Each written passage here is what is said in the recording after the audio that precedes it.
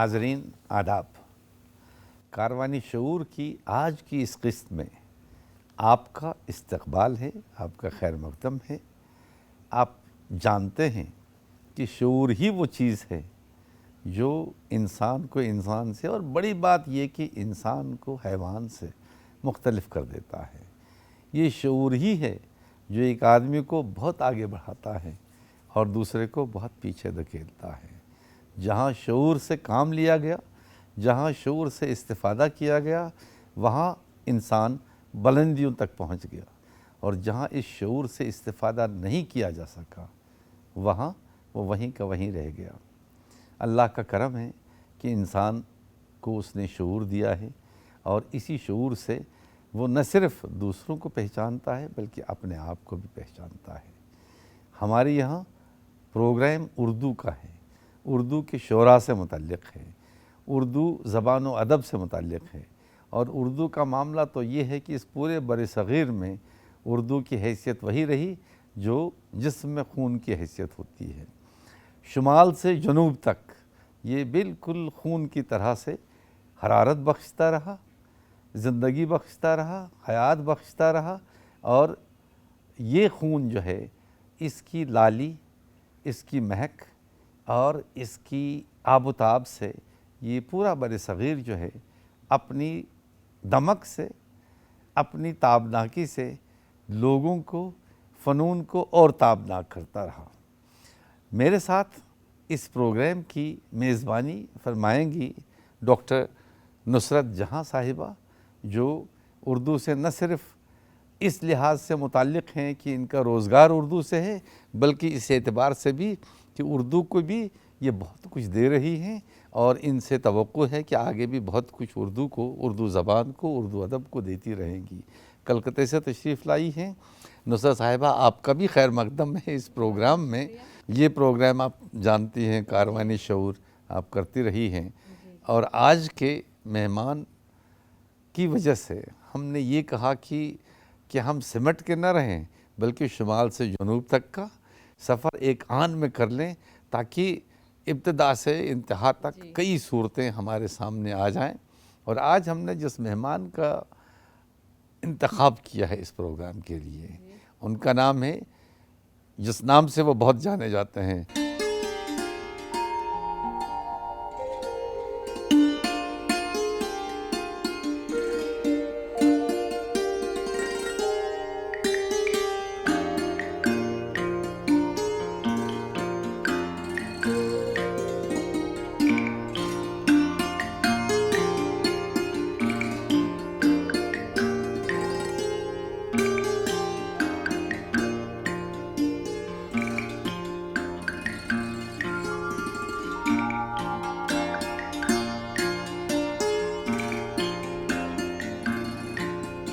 मैं आपको बता दूं कि खलीलुर रहमान मामून यानी खलील मामून, जिन्होंने अपनी ज़िंदगी का आगाज़ आईपीएस के तौर पर किया, उन्होंने नस्र भी लिखी, नज़में भी लिखीं, ड्रामे भी लिखे, गज़लें भी लिखीं, और सबसे अलग उन्होंने अपनी शुरुआत एक रेडियो आर्टिस्ट, स्टाफ आर्टिस्ट के तौर पे की। साहित्य अकेडमी अवार्ड विनर हैं, उर्दू के बड़े अच्छे शायर हैं।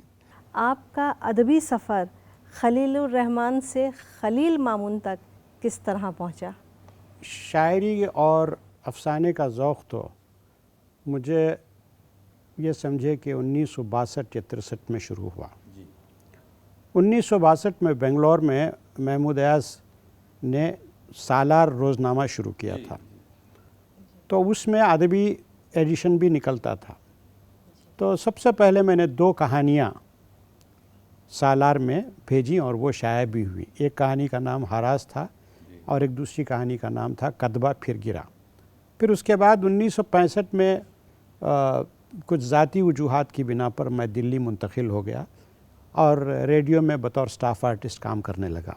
उस ज़माने में अचानक मेरा जहन नई शायरी की तरफ मबसूल हुआ और मैंने एक नज़म लिखी सानेहा, जो खलील रहमान के नाम से तहरीक में शाया हुई।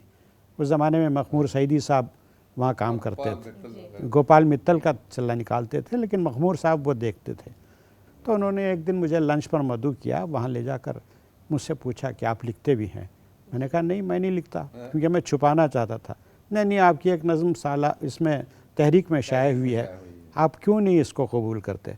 मैंने कहा देखिए, जब तक उसलूब ना हो आदमी का, तो उसको अपनी पहचान बनाने की कोशिश नहीं करनी चाहिए। तो फौरी तौर पर महमूद हाशमी ने कहा उसलूब तो फ़िराक़ के यहाँ भी नहीं है। तो उसके बाद जब मैंने नज़में लिखी और उनको दिखाई, तो उन्होंने एक नज़म आहंग, जो कलाम हैदरी का पर्चा गया से निकलता था, वहाँ भेजा। उनको इतनी पसंद आई कलाम हैदरी साहब को कि वो सफ़े अव्वल पर शाये हुई, और उसमें खलील रहमान नाम था। और लोगों को ये शायबा हुआ कि यह खलील रहमान आज़मी की नज़म होगी, आज़मी की नज़म होगी। तो कुछ लोगों ने मुझे सलाह दी कि आप देखिए खलील रहमान के नाम से मत लिखिए, क्योंकि खलील रहमान आज़मी भी हैं, वरना जो कुछ आप लिखेंगे वो उनका जाएगा, तो आप अपना नाम चेंज कर लीजिए। चूँकि मेरा घरेलू नाम मामून रशीद भी है, तो मैंने उसके बाद खलील मामून के नाम से लिखना शुरू किया, और मेरी नज़में मुख्तलिफ रसायल में हिंदुस्तान में शाये होने लगी। लोकल इम्पैक्ट जो होता है ना किसी की ज़बान पे, जी। उस एतबार से देखें तो चूँकि वहाँ की ज़बान आपकी इलाके की कन्नड़ है, जी। और कन्नड़ में वो जो द्राविडियन लैंग्वेज है, जी, और वहाँ की उर्दू जो है उसमें कई यानी वो उसके वो मदर टंग पुल्स कहना जी, चाहिए। जी, जी। ज़बान, उर्दू ज़बान की शुरुआत ही दक्कन से हुई, सही फरमाया, जिसमें गुलबर्गा, बीजापुर, जी हाँ। हैदराबाद वगैरह उनके नाम लिए जा सकते हैं, जहाँ के बहुत मशहूर शोरा हुए हैं। वो कुली कुतुब शाह हैं, इब्राहिम आदिल शाह हैं, और नुसरती हैं, जी, नुसरती मुल्ला हैं, वजी मुल्ला हैं, ये सब लोग आ जाते हैं। हम इन सबको दक्कन में शुमार करते जी हैं, जी ये पूरे जी, एरिया यहाँ से ट्रैवल करके शुमाल में आई जी, वो, जी, जी। फिर शुमाल से शुस्ता होकर वो मुख्तलिफ इलाकों में गई। बल्कि हम तो ये कहते हैं कि अगर वली ना आए होते तो शायद और वक्त लगता दिल्ली में उस तरह की जी जी जी, बिल्कुल सही बात है। तो एक और बात मैं दक्कनी के ताल्लुक से अर्ज़ करूँ, ये तसव्वुर के इस पर द्राविडी ज़बान का असर है, गलत है। जी, अच्छा, क्योंकि इस पर जो असरात हैं जी ज़बान के, जी। वो फ़ारसी के भी हैं, हाँ मराठी के हैं खुसूसन। जी, ये बहुत कम लोगों को मालूम होगा कि मराठी के असरात दक्कनी हैं उर्दू कन्नड़ पर पे। मराठी के असरात जी, हैं, जी, वहाँ की उर्दू। गोवानीस के असरात हैं, जी कन्नड़ के असरात नहीं है, जबकि कन्नड़ पर उर्दू के फारसी असरात के हैं। असरात हैं, उर्दू यानी के हाँ, असरात हैं। कन्नड़ में, चूँकि इत्तेफाक से मैं एक डिपार्टमेंट से भी मुंसलिक था, जी। पुलिस से, जी, तो हमारे यहाँ होता है एक चीज़ होती है महज़र।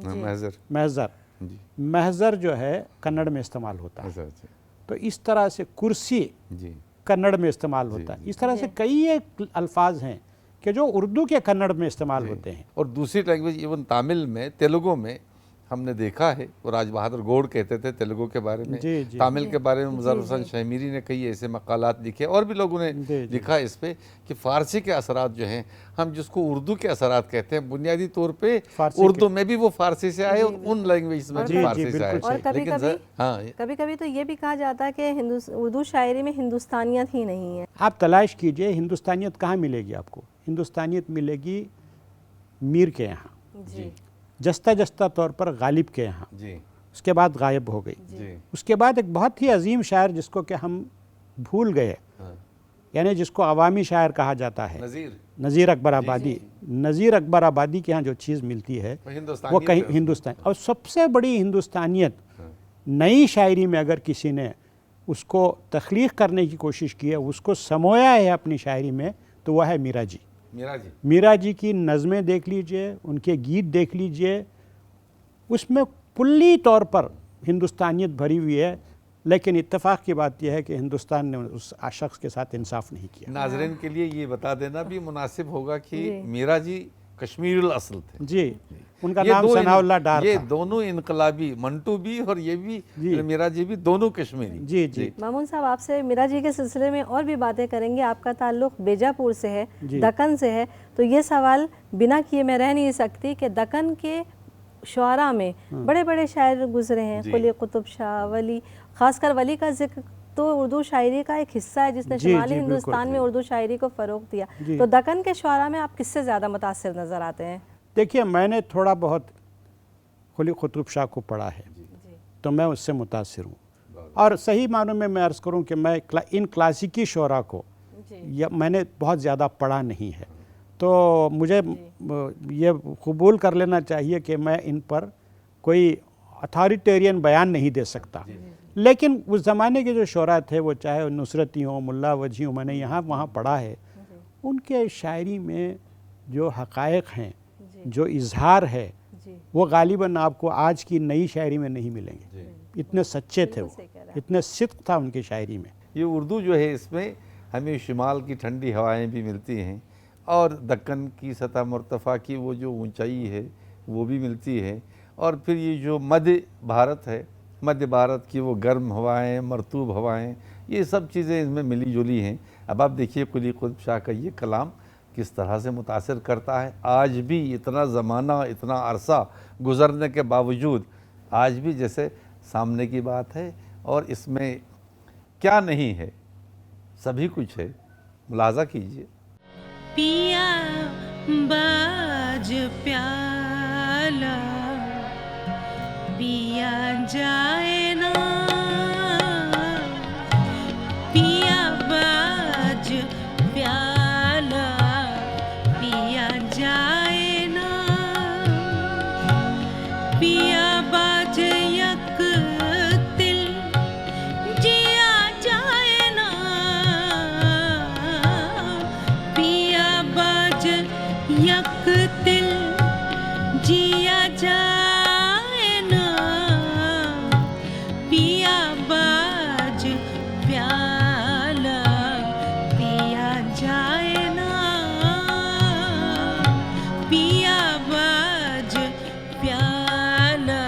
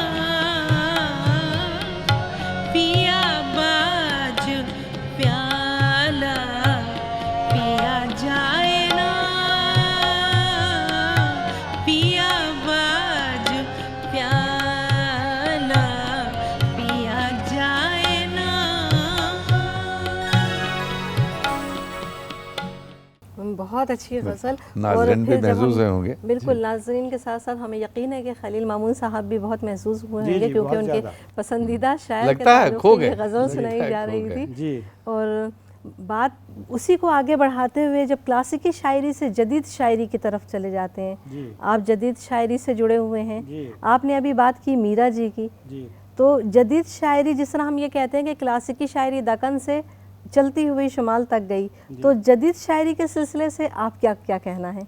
जदीद शायरी के बारे में मैं सिर्फ इतना अर्ज़ करूँगा, जी जदीद शायरी और मीरा जी, जी मीरा जी ने जदीद शायरी की, उसमें उन्होंने बहुत ज़्यादा नज़में गीत वगैरह लिखे, उन्होंने बहुत कुछ गज़लें भी लिखी, लेकिन उनकी वो गज़लें बहुत कामयाब नहीं हैं। नहीं है। मैं एक बात अर्ज़ करूँगा इस सिलसिले से कि नई शायरी ने उर्दू अदब को आज़ादाना इजहार का एक फार्म, एक हैयत अता की। आप देख लीजिए, उर्दू की शायरी में आज भी जी गज़ल का कब्ज़ा है। जी गज़ल एक कल्चरल हाँ नेसेसिटी या सकाफ़ती नेसेसिटी के तौर पर ज़बान से जुड़ी हुई है। जी जिस तरह जापान में हाइकू है, हाइकू हाइकू या अंग्रेज़ी में सोनेट, सोनेट या दूसरी इसे असनाफ हैं, जी तो हम किसी भी सिन्फ से किसी शायरी को जोड़ नहीं सकते। जी तो जदीद शायरी ने यह काम किया कि आपको मुख्तलिफ असालीब दिए। जी बिल्कुल मीरा जी आए, जी मीरा जी के साथ राशिद आए, जी इन लोगों के साथ क़य्यूम नज़र आए, यूसुफ ज़फ़र आए, मुख्तार सिद्दीकी आए, जी जी ये सब लोग आए। उसके बाद की नस्ल में आप क्या देख लीजिए, मुख्तलिफ लहजे, मुख्तलिफ उसलूब, जी मुख्तलिफ कंटेंट।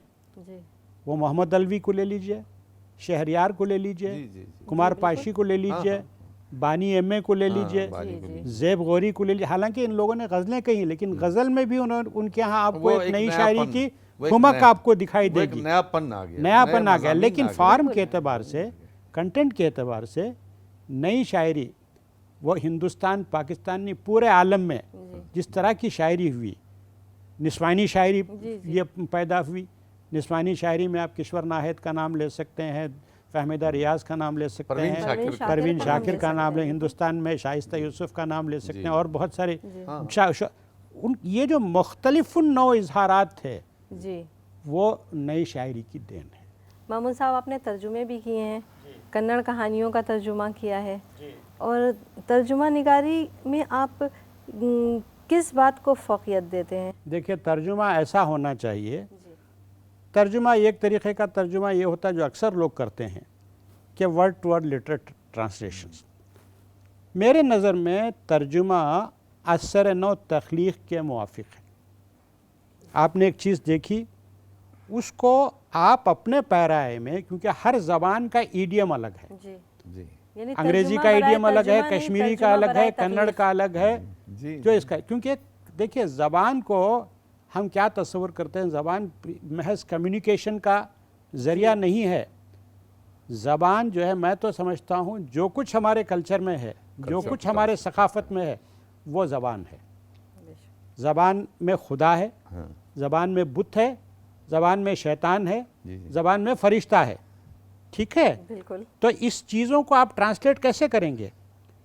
उर्दू के हद तक बात कर रहा हूँ, फ़ारसी से उर्दू का तर्जुमा मुमकिन है आसान हो, क्योंकि फ़ारसी और उर्दू का ताल्लुक़ माँ और बेटी का ताल्लुक़ की जी, जी, तरह है। जी। लेकिन अरबी के साथ यही बात नहीं कही जा सकती, टर्किश के साथ यही बात नहीं कही जा सकती। मतलब टारगेट लैंग्वेज जिस टारगेट- ज़बान में आप डाल रहे हैं जी, उसको, जी। जिन लोगों के लिए कर रहे हैं। जी जी, मैं बिलफर्ज एक किताब आई थी जिस पर मैंने तबसरा किया, जी ये कनाडा से छपी थी, जी जिसमें सरदार जाफरी, फैज़ वगैरह के हिफ्जुल कबीर कुरैशी ने शाये की हाँ, थी, हाँ। अंग्रेज़ी तर्जुमा। हाँ तो वो किताब में मैंने उस तबसरा करते हुए यही लिखा था कि जो फैज़ की शायरी थी, वो अंग्रेज़ी में फैज़ की शायरी नहीं रही, नहीं रही है। सरदार जाफरी की शायरी नहीं रही। जी जबकि मैंने कुछ तर्जुमे किए, हाँ।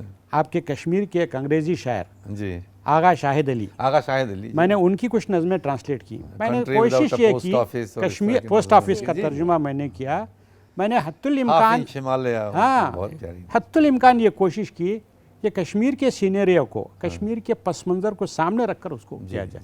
साहब आपने साहब, काम किया है बिल्कुल, तर्जुमों बिल्कुल। का, ये कोई आसान काम और नहीं सिर्फ तर्जुमों का नहीं, ड्रामे भी, नहीं, वो ड्रामे ड्रामे भी भी आपने लिखे हैं, ड्रामे के डायरेक्टर ड्रामे भी रहे मैंने हैं। लिखे कम हैं, जी, डायरेक्ट ड्रामे का ट्रांसलेशन मैंने किया है। अच्छा। ये कन्नड़ के हमारे बहुत मशहूर राइटर हैं शिव प्रकाश, जी, उन्होंने बहुत अच्छा ड्रामा टीपू सुल्तान पर लिखा था, वेरी सिंबॉलिक। हाँ जी जी। तो उसका मैंने तर्जुमा किया, न सिर्फ ये कि तर्जुमा किया बल्कि मैंने उसको स्टेज करवाया। अच्छा अच्छा ना ये जो आपके जो जवाहरलाल नेहरू यूनिवर्सिटी के जी। तलबा ने उसको बेंगलोर में, स्टेज मैसूर किया। में, गुलबर्गा स्टेज में किया। उसको स्टेज किया और बहुत कामयाब ड्रामा था वो। आपसे कुछ आपका कलाम भी सुनना चाहेंगे, नाजरीन को सुनवाना चाहेंगे। नाजरीन समात फरमाएं। मतलब है, चलते रहे मंजिल पे ठहरना नहीं आया, थी इतनी हवस जीने की मरना नहीं आया, दावा था अबस इश्क का तेरे के हमें भी, दावा था बस। दावा था अबस इश्क का तेरे के हमें भी, कदमों में तेरे जान को दोज़ख में हमेशा, वाह। जलते रहे खुद अपनी ही दोज़ख दोज़ख में में हमेशा। हमेशा, मानिंद शमा सुबह को सरना नहीं वाह आया। वाह वाह। हमारे यहाँ दखनी में सरना खत्म होने को कहते हैं, जी, तो यहाँ मैंने ये एक दखनी लफ्ज़ इस्तेमाल किया ठीक है। है। जलते रहे खुद अपनी ही दोज़ख में हमेशा, मानिंद शमा सुबह को सरना नहीं आया, आसान था दुनिया का हर एक काम बहुत ही, जी, आसान था दुनिया का हर आसान काम था बहुत ही। आसान था दुनिया का हर एक काम बहुत ही, बदकिस्मती ऐसी हमें करना नहीं आया। वाह वाह वाह। अच्छा, अब भी पूरे हिंदुस्तान में कई पुलिस ऑफिसर्स हैं, जी। आप आईपीएस रहे। अच्छा, उसमें ज़ाहिर है कि शायरी और पुलिस ये दोनों एक ही चीज़ है, क्योंकि डिसिप्लिन दोनों में चाहिए। जी, अगर ज़रा सा डगमगाए तो दोनों चीज़ें हाथ से जी गई। जी जी। लेकिन कभी आपका पुलिस ऑफिसर शायरी के रास्ते में तो नहीं आया? नहीं, बिल्कुल या नहीं शायरी पुलिस की ड्यूटी के बिल्कुल रास्ते नहीं में तो आया, नहीं है? बिल्कुल नहीं है। जैसा मैं शायरी में हूँ उसी तरह से मैंने पुलिस में काम किया। अपना मैं आपको फर्ज, एक हाँ। मिसाल देता हूँ। एक बार एक मिसाल ये है कि एक बहुत ही अहम मसला लेकर मैं हमारे डीजी साहब के पास गया। श्रीनिवासलू साहब थे डीजी हमारे, मेरे कमिश्नर भी रह चुके थे, तो मैं उनके पास गया। तो वो कहने लगे ये कैसे कर सकते हैं, एक आदमी को डिसमिसल का ऑर्डर रखा था। मैंने कहा डिसमिसल मत कीजिए, इसको रिडक्शन इन रैंक कर दीजिए। तो उन्होंने कहा ये कैसे कर सकते हैं, लोग ये समझेंगे कि हर करप्ट बदअमल लोगों को सपोर्ट कर रहे हैं। मैंने उनसे सिर्फ यही कहा, क्या आप तमाम बदअमल लोगों को पकड़ रहे हैं? तो मेरी तरफ उन्होंने गौर से देखा, साइन करके दिया, फिर कहा कर लिया कि रहमान पुकारते थे कि रहमान जो है वो खुदा की सूरत है हमारे डिपार्टमेंट में, ये खुद सताइश नहीं है। खलील साहब, आपका बहुत बहुत शुक्रिया कि हमें ये मौका मिला कि आपसे गुफ्तगू हुई और खुलकर गुफ्तगू हुई। गुफ्तगू और भी हो सकती थी लेकिन वक्त हमें इसकी इजाज़त नहीं देता। नाजरीन, जाने से पहले मैं आपको ये बता दूं कि इनके बेशतर मजमूए शाये हो चुके हैं और ख़ुद इनके एक नज़मों के मजमूए आफाक की तरफ से 2007 में साहित्य अकादमी अवार्ड इन्हें मिल चुका है। अभी फ़िलहाल एडिटिंग से भी जुड़े हैं, तर्जुमे भी कर रहे हैं। इनका एक शुमारा नए अदब के नाम से शाये हो रहा है और इन्होंने अपनी गज़ल सुनाई आपको। हम भी आपको इनकी एक और गज़ल सुनाएंगे सास के साथ। लेकिन फ़िलहाल आपसे कारवाने शऊर के इस नए मेहमान के साथ यहीं इजाज़त लेते हैं। आपसे अगली किस्त में फिर एक नए मेहमान के साथ मुलाकात होगी। तब तक के लिए हमें इजाज़त दीजिए। खुदा हाफिज़। खुदा हाफिज़। मसरूफ़ गम है दोनों मकान, जागते रहो। मसरूफ़ गम है दोनों मकान, जागते रहो। ख्वाबों से उठ रहा है धुआं, जागते रहो। मसरूफ़ गम है दोनों मकान, जागते रहो। मसरूफ़ गम है दोनों मकान।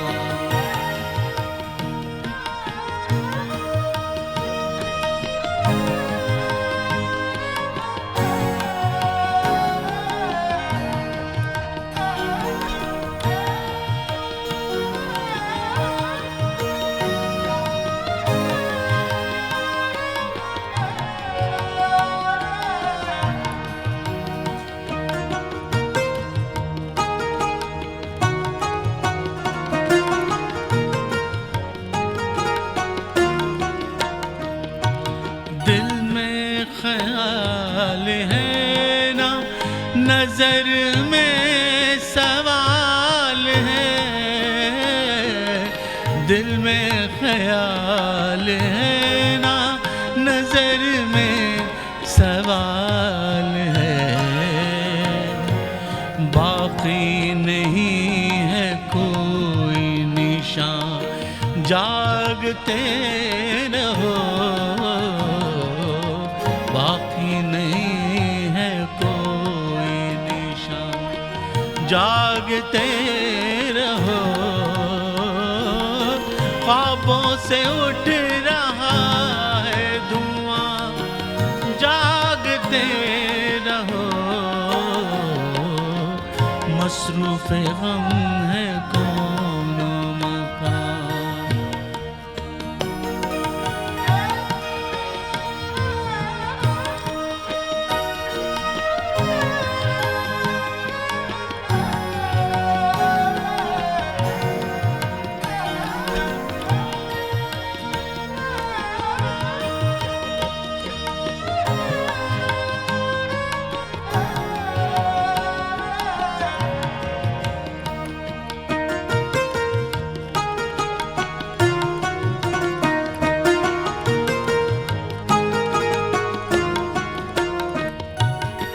पूजा के फूल सूख गए इंतजार में,